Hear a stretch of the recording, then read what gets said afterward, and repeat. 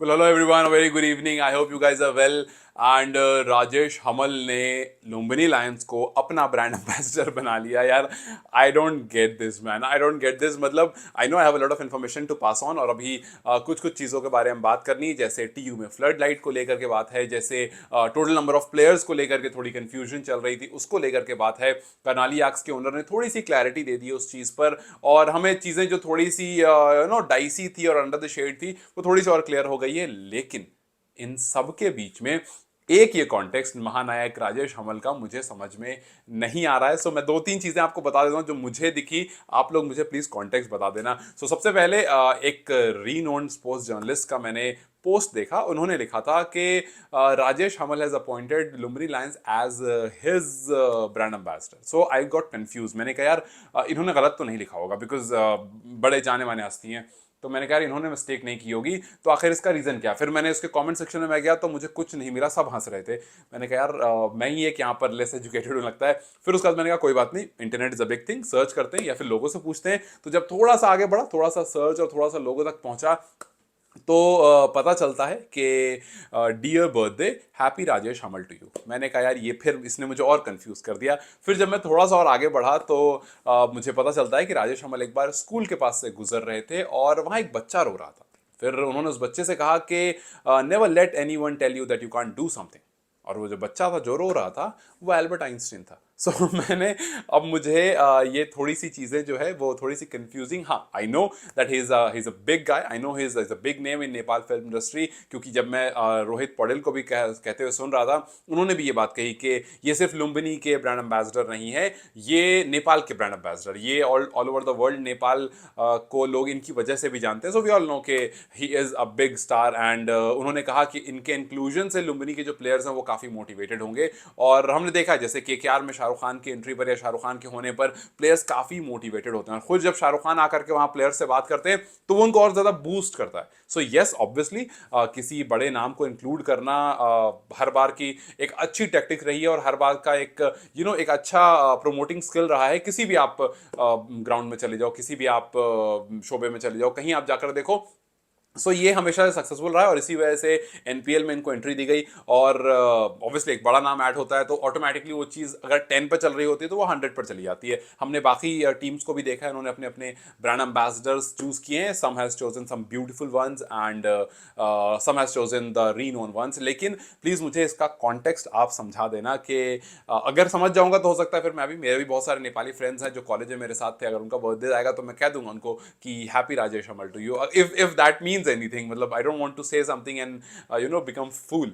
खैर एनीवे, सो ये कॉन्टेक्स्ट आप मुझे बता देना. खैर उसके बाद यस, टीयू की फ्लड लाइट को लेकर के बात चल रही थी कि टीयू में फ्लड लाइट को लेकर के भाई कब होगा, क्या होगा, कैसे होगा.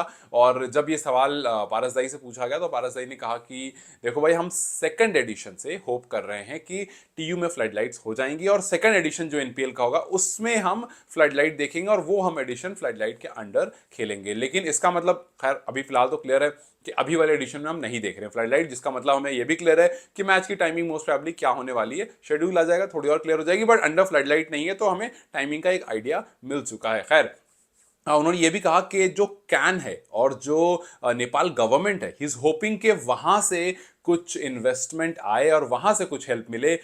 मेनली ऑब्वियसली नेपाल गवर्नमेंट की तरफ से इनकी नज़र होगी, क्योंकि भाई थोड़े पैसे आपको भी लगाने पड़ेंगे. हालांकि वी ऑल नो कि एनपीएल से प्रॉफिट आएगा, बट इतना ही प्रॉफिट नहीं आ जाएगा कि एक बार आप सब कुछ बदल दोगे. So yes, he is also hopping कि नेपाल गवर्नमेंट की तरफ से थोड़ा सपोर्ट आए. और उसके बाद जो ये गेम है जिसने नेपाल को बहुत दुनिया भर में पॉपुलैरिटी दी है, और एक बड़े सीजन की हम उम्मीद कर रहे हैं, जिसके बारे में हर कोई बात कर रहा है, जिसके बारे में खुद जॉन्टी रोड्स ने भी कहा था कि अगर आपका एक दो सीजन अच्छा हो जाता है फ्रेंचाइज क्रिकेट का, तो वो ओवरऑल जो है वो ग्रोथ में हेल्प करता है. So yes, we all are hoping and हम सब बहुत होपफुल हैं इस दिसंबर को लेकर के कि इस एक महीने में, जिसके लिए फिलहाल 18 दिन बच रहे हैं, उसको लेकर के कुछ बेहतरीन होने वाला अगले महीने में. सो उम्मीद करेंगे कि फ्लड लाइट वाला इशू जो है वो बहुत जल्दी रिजॉल्व हो. उसके आगे और भी बहुत सारी चीज़ें हैं, चाहे वो स्टंप्स को लेकर हो या फिर और जितनी चीज़ें हैं जो एक लीग को बड़ा बनाती है, इंटरेस्टिंग बनाती है, वो चीज़ें भी इसमें इंक्लूड होती जाए धीरे धीरे. खैर उसके बाद नंबर ऑफ प्लेयर्स को लेकर कुछ इन्फॉर्मेशन आई थी. जैसे हम पिछले कुछ दिन से बात कर रहे थे कि यार फॉरेन प्लेयर्स को लेकर के कि मिनिमम क्या है, मैक्सिमम क्या है. और जब लुम्बिनी ने एक और प्लेयर साइन करा तो हम वहाँ पर थोड़ा सा हालांकि कुछ लोगों ने मुझे इन्फॉर्म कर दिया था कि जी 6 हैं उसमें, लेकिन कर्नाली आर्क्स के ओनर ने रिसेंटली अभी बात करते हुए थोड़ी सी और क्लैरिटी दे दी। उन्होंने कहा कि 6 का वही जो सब हमने बात की थी पहले कि 6 की जो मैक्सिमम लिमिट है वो है, लेकिन हम 5 को ही करेंगे। मतलब वो करनाली अपने बारे में बता रहे थे कि हम 5 ही फिलहाल साइन करेंगे और 2 और हमें साइन करने हैं, तो वो हम जल्दी साइन कर लेंगे। और उसके अलावा हम टैलेंट हंट की तरफ भी देख रहे हैं, बिकॉज वहां से भी एक प्लेयर पिक करना है। सो एक वहां से आएंगे, 5 फॉरेन आएंगे, और ओवरऑल जो है वो 20 प्लेयर की टीम बना रहे हैं। उन्होंने कहा कि 20 प्लेयर की टीम हम बना रहे हैं बिकॉज ऑब्वियसली आपको 15 का स्क्वाड जो है वो हर वक्त तैयार रखना है। सो बैकअप में प्लेयर्स चाहिए जो आपकी बेंच स्ट्रॉन्ग करके रखे और जरूरत पड़ने पर वो कभी भी स्क्वाड में शामिल हो जाए। सो इस वजह से वो 20 की रख रहे हैं। मोस्ट प्रोबेबली सारी टीम जो है वो 20 के आसपास ही प्लेयर्स अपने पास रखेंगी, लेकिन कुछ ऑब्वियसली 6 के 6 फॉरेन रखेंगे, कुछ हो सकता है 5 ही रखें, कुछ हो सकता है 4 ही रखें, बट वो तो वक्त ही हमें पता चलेगा कि क्या होगा कैसे होगा। लेकिन अभी आई थिंक जो सबसे इंपॉर्टेंट सबसे क्रूशल चीज किसी भी टीम के लिए है वो एक तो है टैलेंट हंट, कि भाई टैलेंट हंट में से एक आप पिक कर रहे हो, वो क्या पिक कर रहे हो? Bowler, batter, allrounder most probably, because Nepal is all about allrounder. So most probably allrounder pick कर रहे हैं। कब कब कर रहे हो, बिकॉज टाइम धीरे धीरे बहुत जा रहा है। आई थिंक 18 को भी एक है।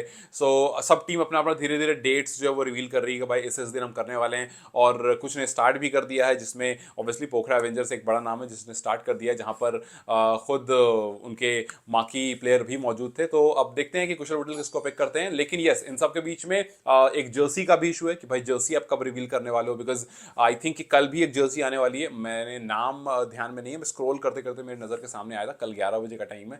सो जर्सी को हम देख लेंगे, हालांकि होपिंग के वो ब्लू में ना हो। सो यस, बहुत सारी चीज़ें हैं जो धीरे धीरे लाइनअप हो रही है, दिन धीरे धीरे कम होते जा रहे हैं। और फिलहाल के लिए अभी टीम्स एंड शेड्यूलिंग, बहुत सारी चीज़ें, जर्सीज, बहुत सारी चीज़ें जो आना है। सो लेट्स जस्ट होप कि सारी चीज़ें कम से कम हफ्ते 10 दिन पहले चीज़ें कंप्लीट, 20 आते आते एटलीस्ट ये सारी चीज़ें कंप्लीट हो जाए। उसके बाद फिक्चर्स हमारे पास एक हफ्ते पहले एटलीस्ट अगर आ जाएगा तो थोड़ी सी और क्लैरिटी चीज़ों को लेकर के हो जाएगी। खैर अभी के लिए मुझे ये कॉन्टेक्स्ट ज़रूर बता देना, सो दैट मुझे पता चले कि ये हर चीज़ उल्टी उल्टी क्यों दिख रही है। हर चीज़ जहाँ मैं सर्च कर रहा हूँ, जहाँ मैं देख रहा हूँ, वो इतना एग्जैजरेटेड वे में क्यों दिख रहा है, क्या एग्जैक्ट इसके पीछे स्टोरी है। आई होप कि पॉजिटिव स्टोरी हो, आई होप कि कोई ऐसी क्रिटिसिज्म वाली स्टोरी ना हो, या कोई ऑफेंसिव स्टोरी ना हो, और कुछ एंटरटेनिंग हो, लाफ्टर जैसा हो, सो दैट हम पॉजिटिव रहें उस चीज़ को लेकर। खैर यही था फिलहाल के लिए, तो आज की यही इन्फॉर्मेशन थी, आज के लिए यही चीज़ें आई थी। अब हो सकता है रात अगर कुछ आ जाए तो हम कल सुबह उसको भी कवर कर लेंगे,